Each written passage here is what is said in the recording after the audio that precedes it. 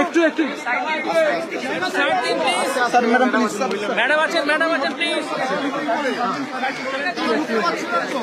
একটু একটু ম্যাডাম আছেন একটু না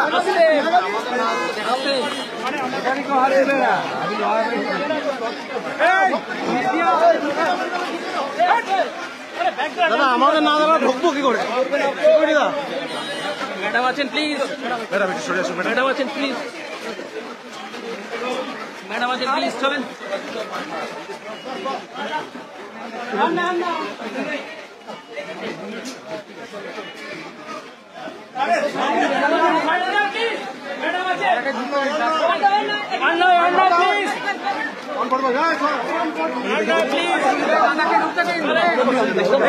প্রবলেম আমার ঢুকলে হবে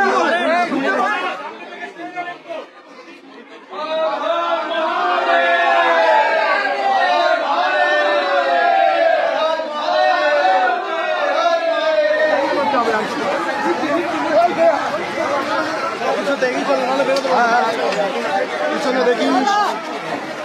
দেখিস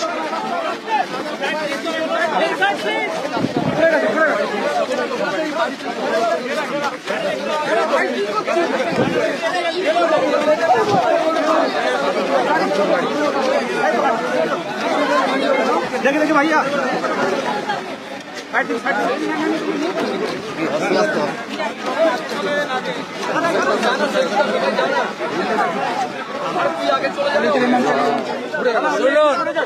এখানে একটা সন্ত্রাসের পরিবেশ রেখেছে। আমাকে হাইকোর্ট বলেছে রাজনৈতিক কথা বলতে না, বলবো না। আমি দেখতে এসেছি, দেখেছি। আমি মহাদেবের মাথায় জল ঢেলেছি।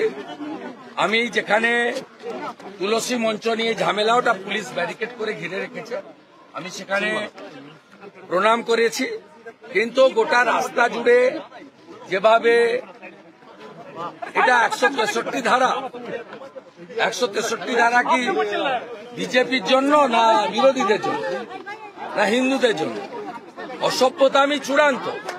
ভেবেছিল অন্য লোক হলে ঘুরে পালিয়ে যেত, ঘুরে পালানোর সিন নেই। সবার সঙ্গে মিট করেছি, আহতদের বাড়িতে গেছি, জোর করে অনেক দোকান বন্ধ করেছে। এখানকার মানুষকে বলে যাব, ইনসাফ বিচার আপনারা পাবেন। আপনাদের জাস্টিস পাওয়ানোর জন্য, এলাকায় শান্তি রাখার জন্য বিরোধী দলনেতা যা করার করবে, আইনের মধ্যে থেকে করবে। আজকে পুলিশকে শুধু বলবো, রাজীব কুমারকে আর ডায়মন্ড হারবার ডিস্ট্রিক্ট পুলিশকে, তারা ভাইপোর নির্দেশে যেটা করলেন, সরাসরি কোর্টকে চ্যালেঞ্জ করলেন। আমি পুরো ভিডিও করতে করতে এসেছি নেচার পার্ক থেকে। আমি হাইকোর্টে ভিডিও জমা দেব, এবং এই জন্যই পশ্চিমবাংলার লোক রাষ্ট্রপতি শাসন চাইছে। আমিও বলি, রাষ্ট্রপতি শাসনে নির্বাচন না হলে এই এলাকার মানুষকে লোকসভা নির্বাচনেও ভোট দিতে দেওয়া হয়নি, আগামী বিধানসভাতেও ভোট দিতে দেওয়া হবে না। বাকি রাজনীতির কথা আমি এখানে বলবো না, আমাকে হাইকোর্ট না বলেছে। আপনারা ওই নেচার পার্কের ওদিকে যান, অন্য কোনো কোশ্চেন থাকলে সেখানে আমি বলছি। ওটা করুন না, সে অপেক্ষা দেখতে দেখতে ঢোকাটা তো মেন, আটকাতে পারেনি, পারবেও না। আপনি মন্দিরে আমি গেছি, শিব মন্দিরে গেছি, আর শিব মন্দিরে গেছি, বজরংবলীর মন্দিরে গেছি, তুলসী চৌকিতরে গেছি। একটা মন্দিরের সামনে ওনারা কিছু মহিলাকে রেখেছিলেন, আমি বাইক থেকে প্রণাম করি। আমি এসব ঝামেলায় যাব না। আমি মহাদেবের শিবলিঙ্গে দুধ ঢেলেছি, বেলপাতা দিয়েছি, প্রণাম করেছি। আমার যে কাজ, সে কাজ আমি করেছি। একটা মন্দিরের বারান্দায় ওদের 7-8 জন মহিলাকে ওরা রেখেছিলেন। আমি মাতৃমণ্ডলী থাকার জন্য বাইক থেকে প্রণাম করে চলে এসেছি। আমাদের কারোর সঙ্গে আমি কারো বিরোধের জন্য আসি। কোর্টের অর্ডারকে যা চ্যালেঞ্জ করেছে আমি ভিডিওতে তুলেছি, আমি কোর্টেই জমা দেব। বাকিটা নেচার পার্কের ওদিকে দাঁড়ান। আমাকে কোর্ট ডাইরেকশন দিয়েছে যে পলিটিক্যাল কোনো বক্তব্য রাখতেন। আমি তাই সবাই বেরিয়ে এসছেন, বলেছেন, কথা বলেছেন, করেছেন। ভাই পাশে দাঁড়াতে এসছি। এখানে নাটক বলুন, রাজনীতি বলুন, অন্য কথা। আমাকে এখানে রাজনীতির কথা বলতে না পারাই। আমি এখানকার পীড়িত মানুষদের ব্যাপক রেসপন্স পেয়েছি।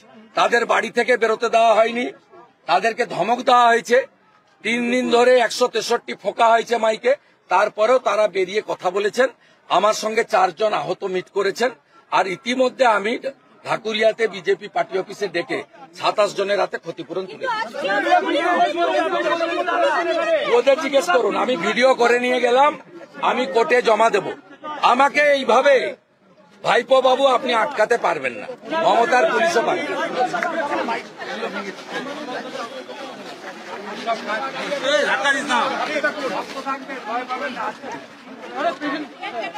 আছি, বিচার পাবেন।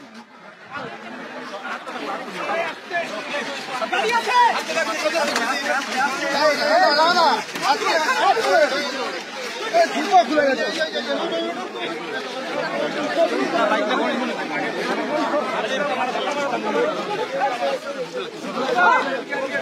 আরে ওদিকে যাবে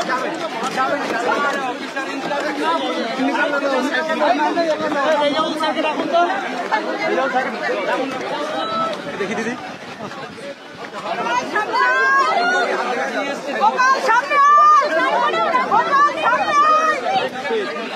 আটকাতে পারেন শিবের মাথায় ভগবান